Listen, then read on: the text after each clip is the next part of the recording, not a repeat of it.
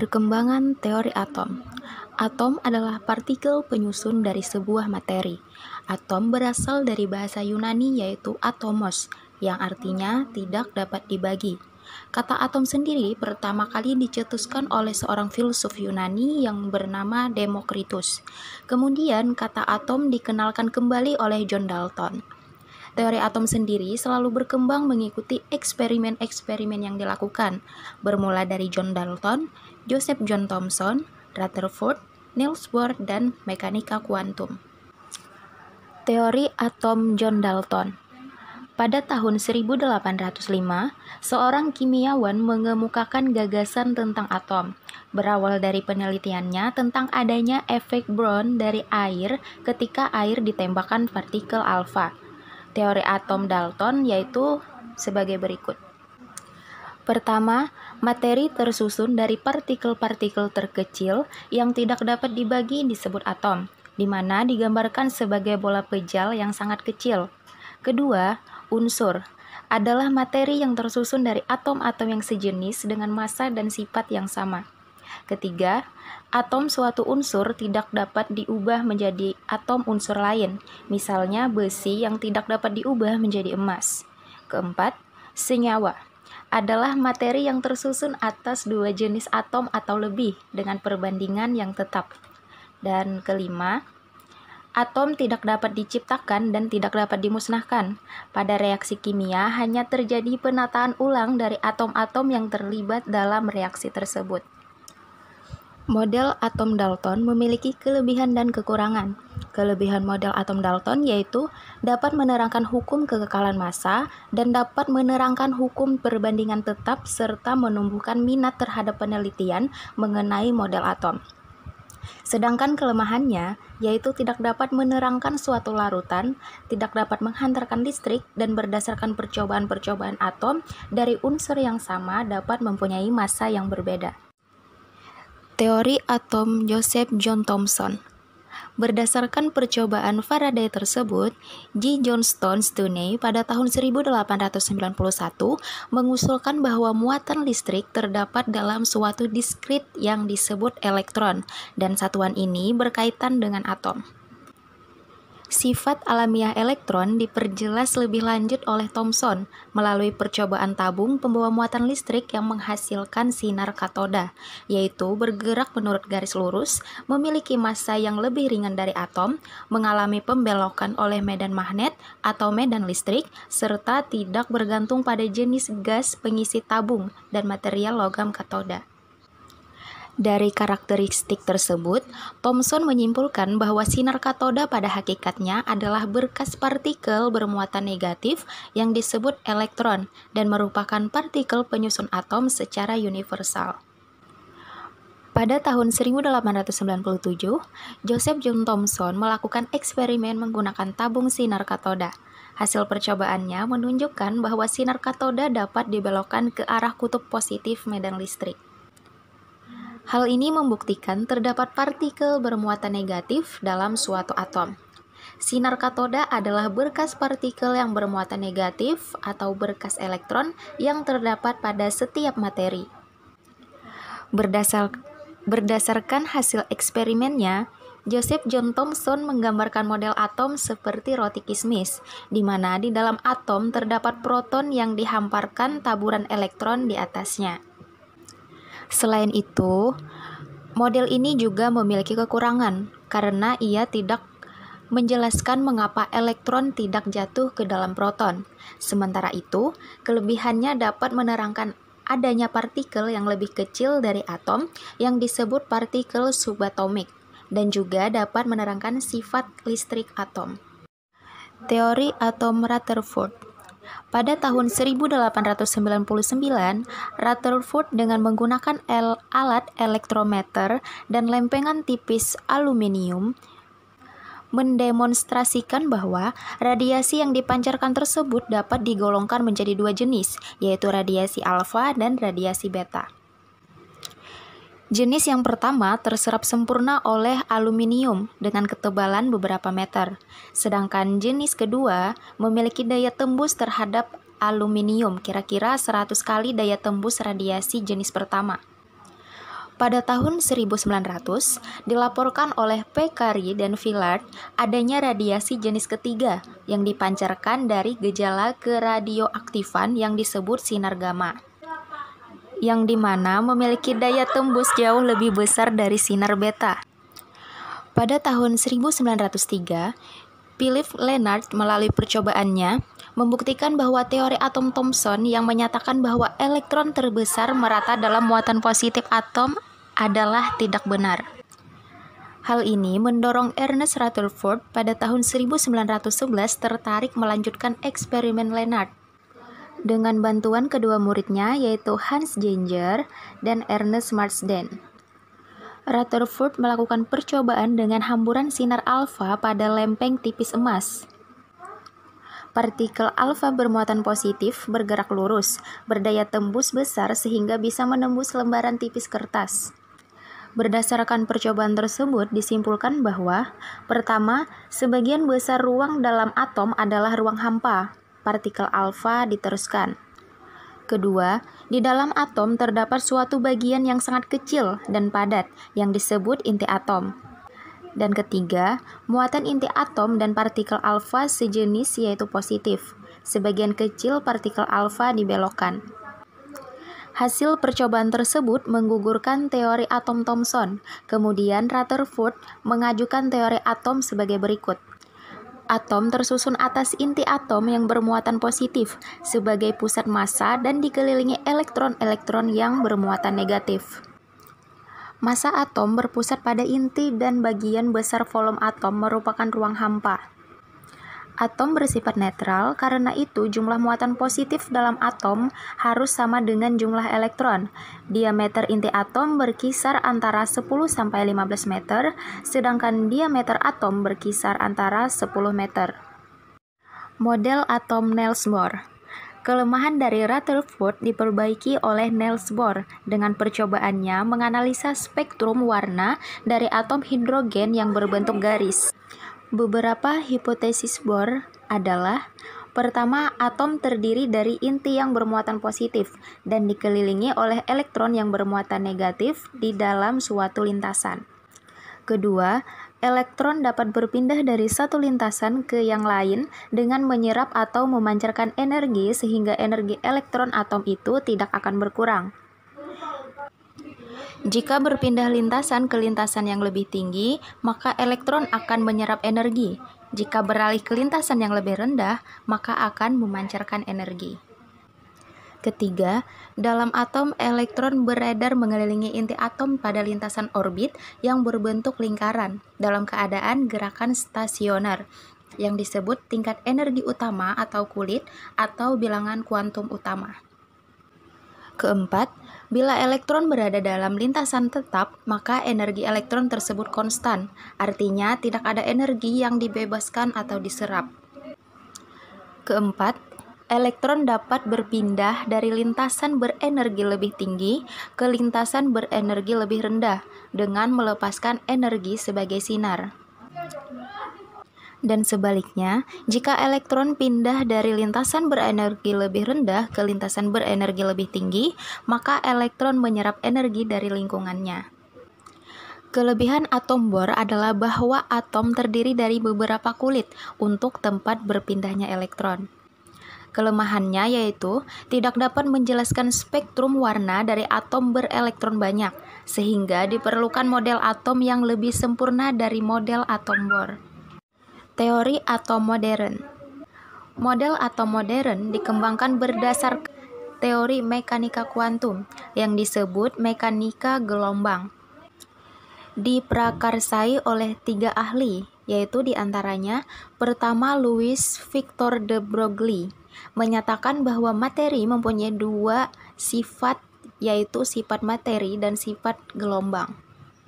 Yang kedua ada Werner Heisenberg mengemukakan prinsip ketidakpastian untuk materi yang bersifat sebagai partikel dan gelombang. Jarak atau letak elektron-elektron yang mengelilingi inti hanya dapat ditentukan dengan kemungkinan-kemungkinan saja.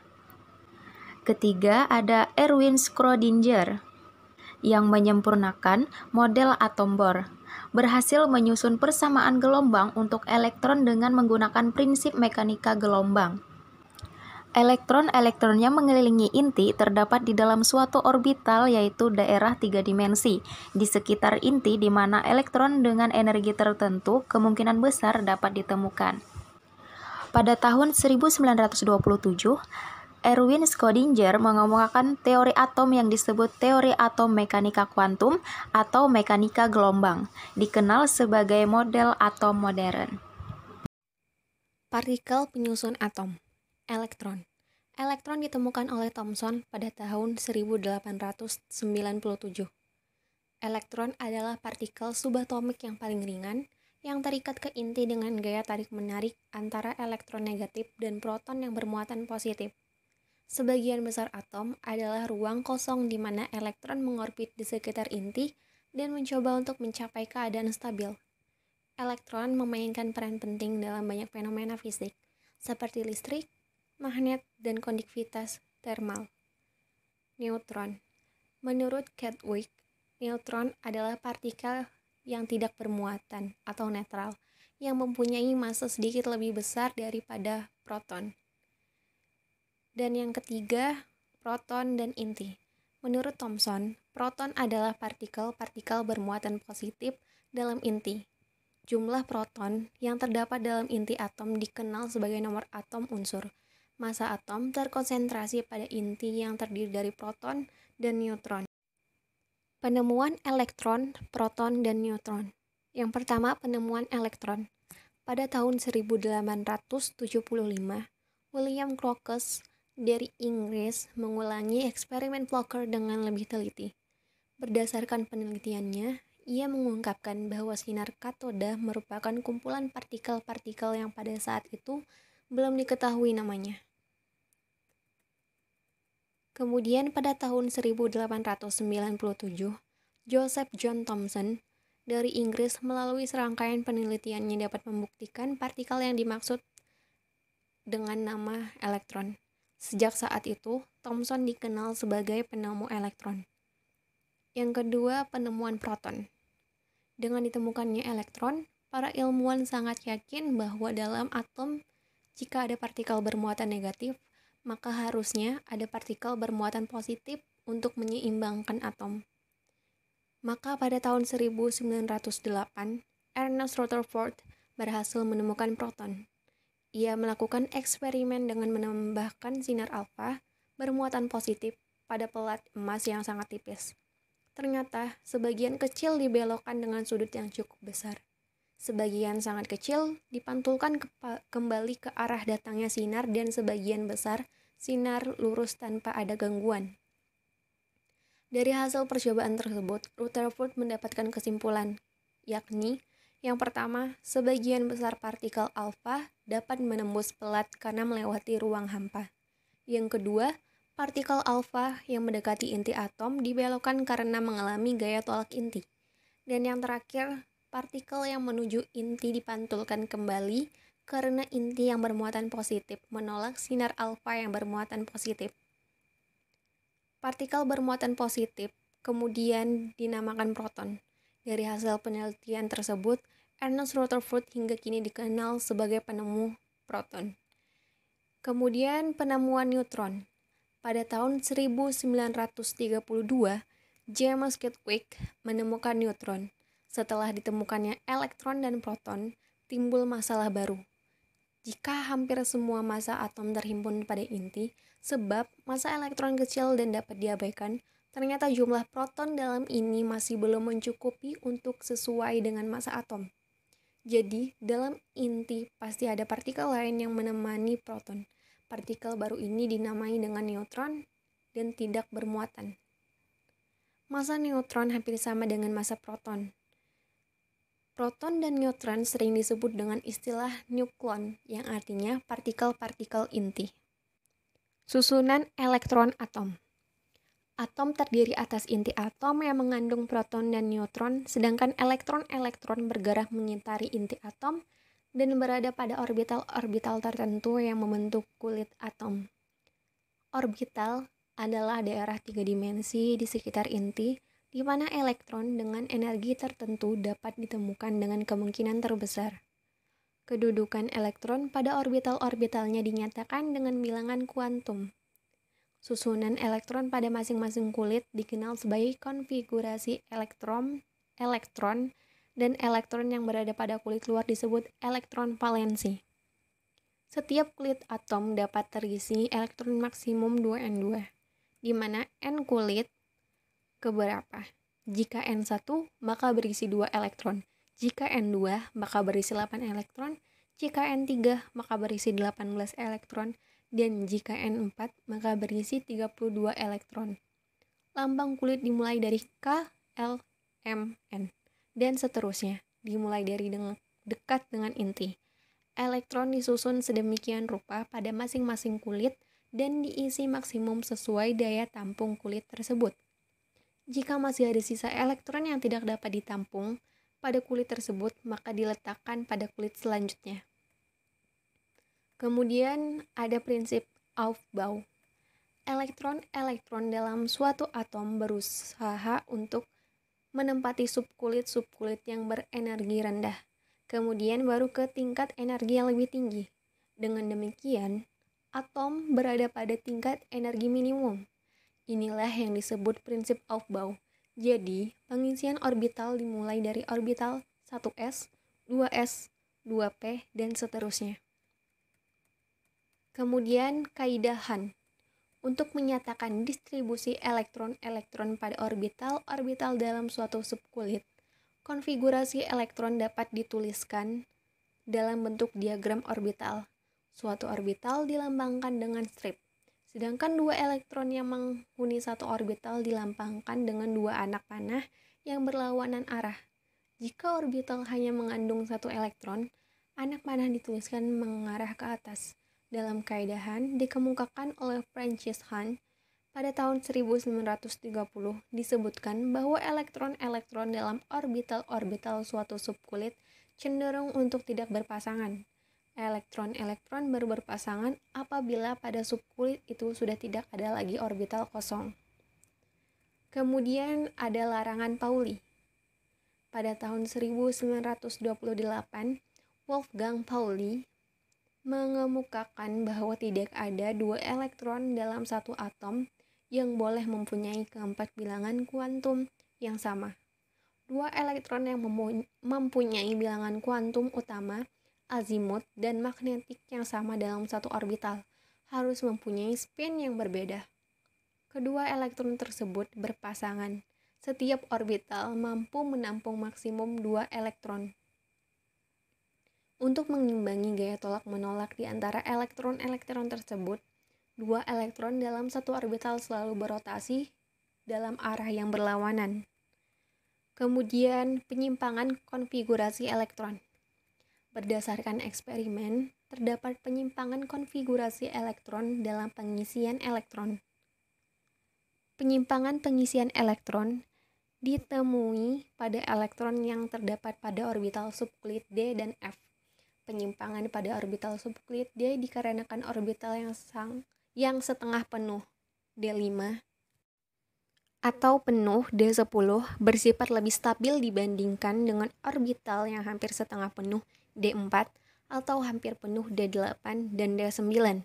Dengan demikian, jika elektron terluar berakhir pada D4, D8, atau D9 tersebut, maka satu atau semua elektron pada orbital S yang berada pada tingkat energi yang lebih rendah dari D pindah ke orbital subkulit. Kemudian yang terakhir, penulisan konfigurasi elektron. Pada ion konfigurasi, ion positif dan negatif bergantung pada jumlah elektron yang dimiliki ion tersebut. Atom-atom atau ion-ion yang memiliki jumlah elektron yang sama disebut dengan isoelektronis. Dan konfigurasi elektronnya sama. Penulisan konfigurasi elektron berlaku pada atom netral. Penulisan konfigurasi elektron pada ion yang bermuatan pada dasarnya sama dengan penulisan konfigurasi elektron pada atom netral. Atom bermuatan positif, misalnya X positif, terbentuk karena Atom netral melepaskan elektron pada kulit terluarnya sebanyak X. Sedangkan ion negatif, misalnya Y negatif, terbentuk karena menarik elektron sebanyak Y.